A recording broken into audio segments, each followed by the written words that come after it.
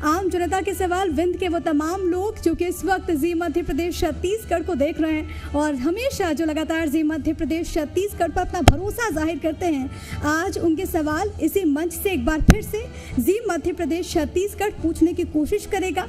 और मैं अनुरोध करूंगी अपने सहयोगी विवेक शुक्ला से कि वो इस सत्र को आगे बढ़ाएं। विवेक, बहुत बहुत शुक्रिया प्रिया। और बात जब विकास की होती है तो दोनों तरफ से सवाल होने चाहिए, पक्ष से भी विपक्ष से भी, उद्योगपतियों से भी और युवा चेहरों से भी। तो आज हम वो कर ही रहे हैं सतना की धरती से। सिद्धार्थ कुशवाहा जी, पहला सवाल मेरा आपसे। विंध्य में बड़ा नेता नहीं है, ऐसा कहा जाता है। कांग्रेस जो है नेताओं के अकाल से जूझ रही है। विकास पर ही हम बात करेंगे, लेकिन शुरुआत आपकी पार्टी से। चलिए, आपका बहुत बहुत स्वागत है सतना में। और कोई, चूँकि गर्मी तो बहुत है, उसके अलावा कोई असुविधा हुई हो तो उसके लिए मैं क्षमा चाहता हूँ। कोई असुविधा नहीं, सब कुछ ठीक रहा। बड़े नेता का तात्पर्य, नेता तो कोई छोटा है ही नहीं, सब बड़े नेता हैं। पब्लिक का कोई नेता नहीं है, जनता का कोई नेता नहीं जिसे जनता ने चुना। यहाँ अगर कोई है वो सिर्फ पार्टी के नेता, पार्टी के नुमाइंदे। काम वो होते हैं जो पार्टी चाहती, पब्लिक जो चाहती वो काम नहीं होता।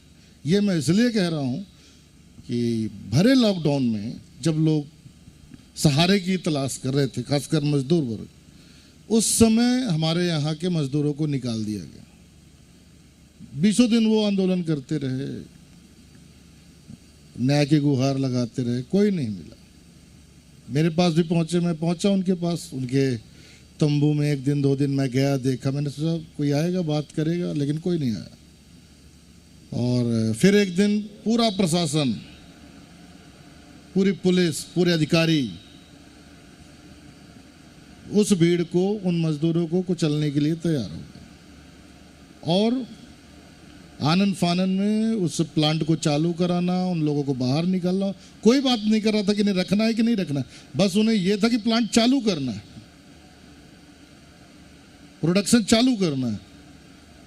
और उन्होंने प्लांट चालू किया। और जब ये देखा तो फिर मुझे वो जिम्मेदारी समझ में आई। तो मैं कलेक्टर से मिला, बात की। जब बात नहीं सुनी तो फिर अनशन पर गए, आमरण अनशन पर गए।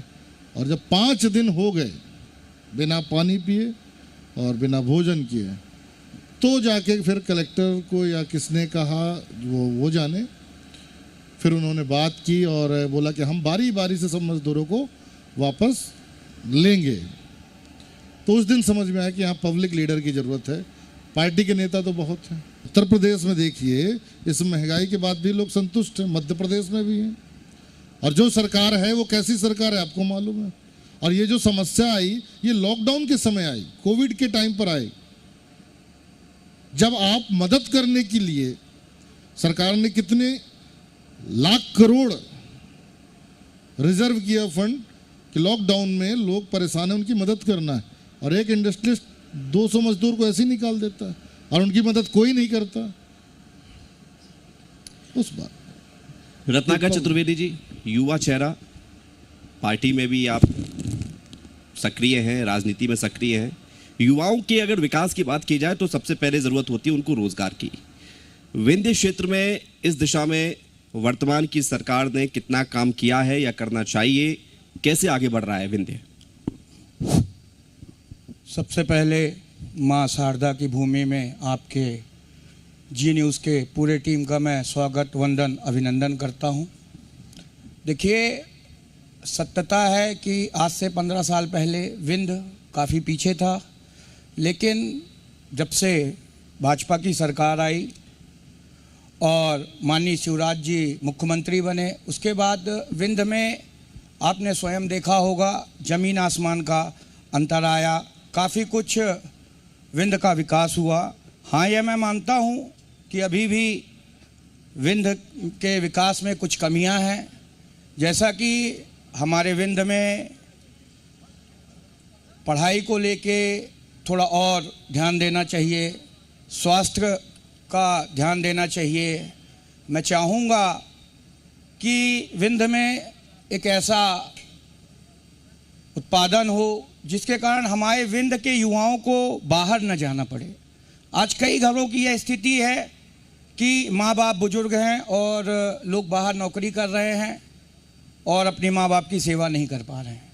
तो मैं चाहूँगा कि वैसे तो इन 15 साल में विंध्य का काफ़ी कुछ विकास हुआ, लेकिन कुछ शिक्षा के क्षेत्र में और स्वास्थ्य के क्षेत्र में एवं फैक्ट्रियों के क्षेत्र में अगर कुछ और विकास होगा तो उससे हमारे विंध्य के युवाओं को और भी फ़ायदा मिलेगा और उनको यहाँ नौकरी करने का मौका मिलेगा। और यह मैं विश्वास दिला सकता हूँ कि आने वाले समय में विंध्य एक स्वास्थ्य का और आने वाले जितने भी काम हैं जैसे कि फैक्ट्रियाँ हो गई, इन सब का एक समय आने वाले कुछ समय में हब बनेगा और निश्चित रूप से भाजपा सरकार में ही रहते हुए हमारे विंध्य के युवा विंध्य में नौकरी करेंगे। हाँ सुनील सर, मैं आपके पास आ रही हूँ।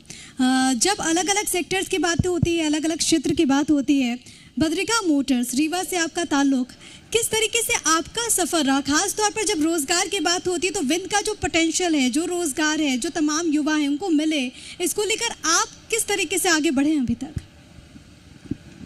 दो क्वेश्चन है आपने, एक मेरा सफ़र पूछा और दूसरा युवाओं के लिए एम्प्लॉयमेंट के बारे में बात की।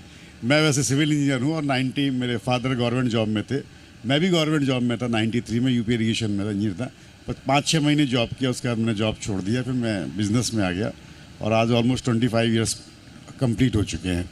एक्चुअली अगर एम्प्लॉयमेंट की बात करते हैं, जैसे बहुत सारे लोग बाहर भी जाते हैं, उसका एक रीज़न है कि हर एक सिटी की एक पेइंग कैपेसिटी होती है। बाहर जाने का बहुत बड़ा रीज़न ये नहीं है कि लोकल एम्प्लॉयमेंट नहीं है, बिकॉज हर एक सिटी की हर एक बिज़नेस की एक अर्निंग होता है। फॉर एग्जांपल अगर यही होटल कहीं बॉम्बे में या खजुराहो में होता तो इसके टैरिफ अलग होते। जब आपकी इनकम ज़्यादा होती है तो आप पेमेंट करने के मोड में होते हो, तो हर एक सिटी की एक पेइंग कैपेसिटी होती है। तो बहुत सारे लोगों को वो पेइंग कैपेसिटी कम लगती है, इसलिए वो बाहर जाते हैं, पहली चीज़। दूसरी चीज़ एक और भी है कि हमारे यहाँ बहुत सारी एक्चुअली एम्प्लॉयमेंट मतलब वो होता है जो कि या तो प्रोविडेंट फंड में रजिस्टर्ड हो और या वो लेबर ऑफिस में रजिस्टर्ड हो। पर आज की डेट में बहुत सारे ऐसे लोग हैं जहाँ दोनों जगह रजिस्टर्ड नहीं है। जितने ठेले वाले आप देख रहे हैं कहीं रजिस्टर्ड नहीं है, पर ये एम्प्लॉयड है, सेल्फ एम्प्लॉयड है। बहुत सारे लोग हमारे यहाँ काम कर रहे हैं जिनका हम PF जमा नहीं करते, बिकॉज उतनी सैलरी नहीं है उनकी, इसका मतलब अनएम्प्लॉयड नहीं है। लेकिन एक वक्त पर जब मैं विंध्य की बात करती हूँ, कांग्रेस का गढ़ था। उसके बाद 2018 में हमने देखा कि 31 में से सिर्फ 5 सीटों पर जीत मिली। हालांकि रेगांव उपचुनाव आप जीते। अब 2023 का चुनाव सिर पर है, क्या रणनीति है पार्टी की? रणनीति साफ है। अभी उपचुनाव हुआ कुछ महीने पहले और पार्टी की रणनीति से ही हम लोग चुनाव जीते। और जब भी चुनाव होंगे तो कांग्रेस मजबूत बन के उभरेगी आपके इस विंध्य क्षेत्र में। सांसद साहब ने भी कहा कि उपचुनाव और आम चुनाव में फर्क होता है। ठीक है, वो अपनी बात रखेंगे, मैं अपनी बात रखूंगा। भाई सांसद जी की हर बात से मैं सहमत नहीं हूँ, लेकिन उन्हें अपनी बात रखने का तो अधिकार है ना। तो हम भी अपनी बात रख रहे हैं, हमें भी अपनी बात रखने का अधिकार है। आज जो महंगाई और बेरोजगारी जिस तरीके से बढ़ रही है, अभी आप बेरोजगारी की बात कर रहे थे, तो विंध्य में अकेले सतना तो नहीं है, सतना जिला तो सबसे ज़्यादा एम्प्लॉयमेंट देने वाला शहर है विंध्य में। अगर सबसे ज़्यादा जॉब यहाँ मिल रही है तो वो सतना जिले मिल रही है। लेकिन विंध्य से जुड़े दूसरे जो जिले, चाहे वो सीधी हो, सिगरौली हो, अनूपपुर हो, उमरिया हो, है ना, शहडोल हो, यहाँ सबसे ज़्यादा मजदूरों का पलायन होता है। ये कल्चर में वहाँ अभी भी असिंचित ज़मीनें, कहने के लिए तो लोगों के पास ज़मीन है लेकिन उसमें कुछ उपज नहीं होती, उनको रोकना। ये मुद्दा बनाएगा कौन? सिद्धार्थ कुशवाहा जी। युवा चेहरे आप हैं, बहुत सारे हैं कांग्रेस में युवा चेहरे, लेकिन तवज्जो, पद, अधिकार, शक्तियां बुजुर्गों को, अनुभवी को दिया जा रहा है, युवा शक्ति को नहीं दिया जा रहा है। गोविंद सिंह जब ये भी नेता प्रतिपक्ष बने, आपको लगता है युवाओं की कमी से कांग्रेस जूझ रही है या युवाओं को आगे नहीं आने दिया जा रहा? अगर आप रिजल्ट उठा के देखेंगे तो सबसे ज्यादा युवाओं को मौका तो कांग्रेस ने दिया। अगर आप रिजल्ट देखिए, अभी भी विधानसभा में सबसे ज्यादा विधायक जो हैं वो कांग्रेस के ही पार्टी गुट से। को लगता है कि जनता अभी भी भोली वाली है? जनता भोली भाली नहीं है, धर्म के नाम पर जनता को ठगा जा रहा है। धर्म के नाम पर ठगा जा रहा है, क्यों हो रहा है ऐसा? देखिए, धर्म के नाम पर तो अब ये अपनी अपनी आस्था के ऊपर है कि धर्म के नाम पर किससे ठगा जा रहा है और किसे नहीं। और जनता इतनी भोली भाली भी नहीं है कि आप धर्म के नाम पर उनको ठगोगे। कई सारी विपरीत परिस्थितियां हमने देखी। कोविड का अगर उदाहरण ले कि आम लोगों की मुसीबतें बहुत ज़्यादा बढ़ जाती हैं। ऐसे में समाज सेवी के तौर पर सतना को अभी आप कहाँ देखते हैं और कितना आगे आने की आप जैसे लोगों को और भी ज़्यादा ज़रूरत है ताकि सतना का विकास हो? देखिए, कोविड तो एक ऐसा नाम है जिसका नाम लेते ही आदमियों का दिल एकदम धड़कने लगता है और डर से जाते हैं। कोविड जैसी खतरनाक बीमारी मैंने अपने जीवन में पहली बार देखी। सभी ने देखी? हाँ, लगभग सभी ने देखी।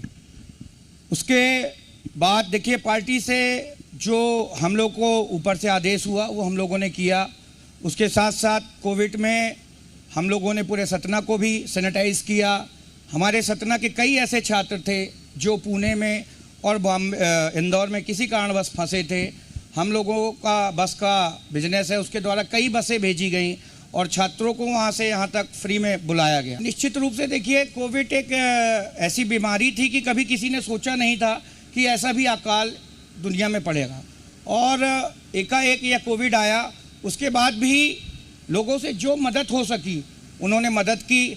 हम लोगों से जो मदद हो सकी मैंने अपने हिसाब से, अपने हैसियत से हमसे जो हो सका मैंने अपनी तरफ से पूरी मदद की। सुनील सिंह जी, मोटर क्षेत्र के बिजनेस में तमाम चुनौतियां हैं और अभी तो हम सेमी कंडक्टर चिप के बारे में सुन रहे थे कि वो नहीं आ रही, इसके चलते प्रोडक्शन जो है काफ़ी प्रभावित हुआ है। दूसरा, पेट्रोल डीजल इतना महंगा हो रहा है। इन सारी चुनौतियों को आप कैसे देखते हैं और आगे आने वाले समय में आप अपने बिजनेस को कैसे आगे ले जाएंगे?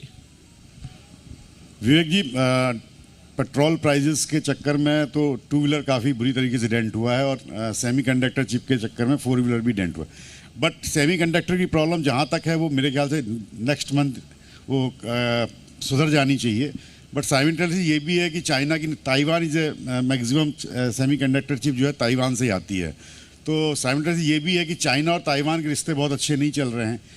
इन बिटवीन उनके बीच कोई वॉर या टेंशन होता है तो वो प्रोडक्शन फिर घट जाएगा। तो उस कंडीशन में फिर ये चुनौती आएंगी और डेफिनेटली जब इंडस्ट्री में है तो चुनौती को तो फेस करना ही पड़ेगा।